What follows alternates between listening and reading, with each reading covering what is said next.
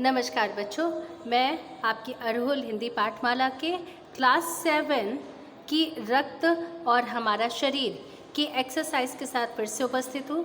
बच्चों, आज हम लोग इसकी एक्सरसाइज करेंगे, जिसमें सबसे पहले राइट इन CW नोटबुक शब्दार्थ आपको अपनी नोटबुक में करनी है। शब्दार्थ क्या है, आइए हम लोग देखते हैं। सूक्ष्मदर्शी यानी ऐसी चीज़ जो देखने का यंत्र, जिन्हें हम नंगी आंखों से नहीं देख सकते। ऐसे जो भी हैं विषाणु हैं, जीवाणु हैं, जिसको हम नंगी आंखों से नहीं देख सकते, उसको हम इन माइक्रोस्कोप के माध्यम से देखते हैं। तो सूक्ष्मदर्शी इसको कहते हैं। कोशिश मीन्स प्रयास। फिर शक्तिशाली मतलब ताकतवर। उत्सुकता कुछ जानने की लालसा। चक्रनुमा चक्र के आकार का। अनुसंधान मीन्स खोज। ठीक है, तो ये आपको अपनी नोटबुक में करना है। नेक्स्ट आगे हम लोग आते हैं। आगे क्या है, दिए गए प्रश्नों के उत्तर का सही विकल्प चुनिए। खून की कमी से कौन सी बीमारी होती है? कौन सी बीमारी होती है बच्चों? चैप्टर में बताया गया था, एनीमिया। रक्त कणों का जीवन काल कितने महीने का होता है? मैंने बताया था ना आपको, चैप्टर में 4 महीने का होता है। शरीर के सभी अंगों में रक्त कौन पहुंचाता है? दिल पंप का काम करता है ना, मोटर का काम करता है ना, वो सभी अंगों में क्या करता है? हमारा रक्त पहुंचाता है। चार्ल्स प्रथम ने निजी चिकित्सक कौन थे? चार्ल्स प्रथम के निजी चिकित्सक डॉक्टर हार्वे थे। ठीक है, इसके बाद भाषा की बात। अब हम लोग व्याकरण में आते हैं कि जिन वाक्यों के होते होते किनारे किनारे और दूर दूर तक दोहराए जाते हैं, यानी जिन वाक्यों में जो शब्द, एक शब्द को 2 बार बोला जाए, जैसे होते होते, किनारे किनारे और दूर दूर शब्द दोहराए जाते हैं, उन वाक्यों में शब्दों के अर्थ भिन्न भिन्न होते हैं, मतलब अलग अलग हो जाते हैं। जैसे किनारे किनारे का अर्थ किनारे से लगा हुआ, दूर दूर का अर्थ दूर तक, है ना। इस प्रकार से उसके अर्थ क्या हो जाते हैं? बदल जाते हैं। तो यहाँ पर देखिए, आप भी निम्नलिखित शब्दों का प्रयोग करते हुए उन वाक्य के अर्थ भी बताना है, और यहाँ पे उसका वाक्य भी बनाना है, मीन्स सेंटेंस भी हमें बनाना है। जैसे ठीक ठाक यानी सुचारू रूप से करना। ठीक ठाक करना मतलब सुचारू रूप से, सही से करना। तो ठीक ठाक सोच कर काम करो, सुचारू रूप से काम करो मीन्स, है ना। घड़ी घड़ी, बार बार। मुझे घड़ी घड़ी परेशान मत करो, यानी बार बार परेशान मत करो। फिर कहीं कहीं, स्थान स्थान, यानी थार में कहीं कहीं रेत के टीले दिखते हैं, हर जगह नहीं दिखते, कहीं कहीं पे, यानी स्थान स्थान पे। ठीक है, इसी प्रकार से घर घर, सभी परिवार घर घर जाकर अपनी मर्यादा कम मत करो, यानी कि घर घर यानी सभी परिवार, जितने भी लोग हैं, तो उसके लिए कहा गया कि घर घर जाकर अपनी मर्यादा कम मत करो, हर जगह नहीं जाना चाहिए।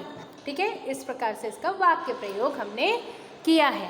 अब नेक्स्ट है, निम्नलिखित विलोम शब्दों का मिलान कीजिए और लिखिए। अब यहाँ पे देखिए, एक शब्द इधर दिए हैं एक लाइन में और एक लाइन में इधर। अब इनका विलोम शब्द यहाँ से ढूंढना है। ठीक है, जैसे सबल का, यहाँ पे देखिए सबल का निर्बल, इधर से ढूंढा हमने, निर्बल ये है। उसी प्रकार से ये साकार शब्द यहाँ लिखा, और साकार का अपोजिट क्या होता है? निराकार। वक्ता का श्रोता, यानी वक्ता मीन्स बोलने वाला, श्रोता मीन्स सुनने वाला। अग्रज अनुज, है ना।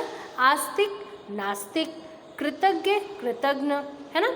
इस प्रकार से ये हमारा क्या है? अपोजिट वर्ड्स हैं, और इन अपोजिट वर्ड्स को यहाँ पे इनके यहाँ से ढूंढ करके हमें लिखना है।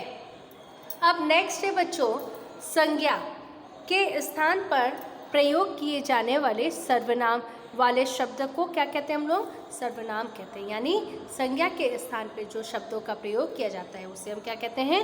सर्वनाम कहते हैं। ठीक है, ये डेफिनेशन यहाँ पे दी हुई है।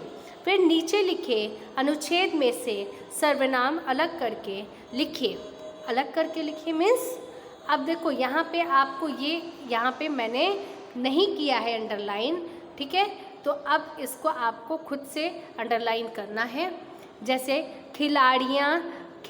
खिड़कियाँ खुलते ही आज असली माला असली माला के फूल में सुगंध हवा की फूलों की सुगंध हवा की लहरों पर तैरती हुई बाहर पहुंच गई।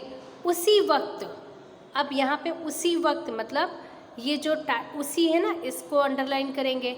उसी वक्त गुनगुनाती हुई एक मधुमक्खी दरबार के भीतर आकर राजकुमारी के दाहिने हाथ की माला पर बैठ गई। बुद्धिमान ने तुरंत कहा, राजकुमारी, आपके दाहिने हाथ में फूल माला है वह असली फूलों की है और बाएं हाथ में नकली फूलों की है।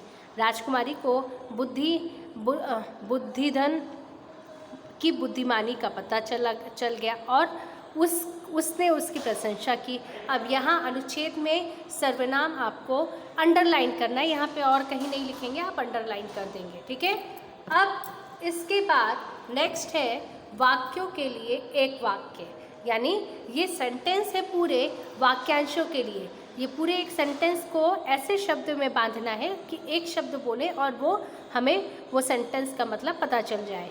यानी जिस यंत्र से छोटी चीज़ बड़ी दिखाई देती है उसको क्या कहते हैं? माइक्रोस्कोप। खून का तरल भाग प्लाज्मा। चिकित्सा करने वाला चिकित्सक। जिस पदार्थ के कारण खून का रंग लाल होता है हीमोग्लोबिन। विद्या का घर विद्यालय, है ना। इस प्रकार से ये हो गया हमारा।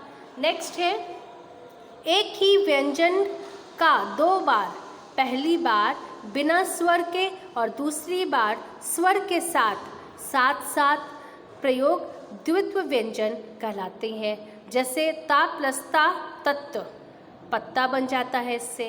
तो अब ये जो शब्द है द्वित्व व्यंजन, यानी एक ही व्यंजन को दो बार, एक आधा और एक पूरा होता है। जैसे लल, कक, चच, पप, तत्व, है ना। इस तरीके जो शब्द हैं, आधा ता, पूरा ता, आधा माँ, पूरा माँ, तो ऐसे जो है ये द्वित्व व्यंजन यानी दो व्यंजन, तो है ना, द्वित्व व्यंजन कहलाते हैं। अब इनसे हमें क्या करना है? शब्द लिखना है। जैसे आधा ला, पूरा ला, लल, तो बल्ला, तसल्ली, कक, पक्का, चक्की।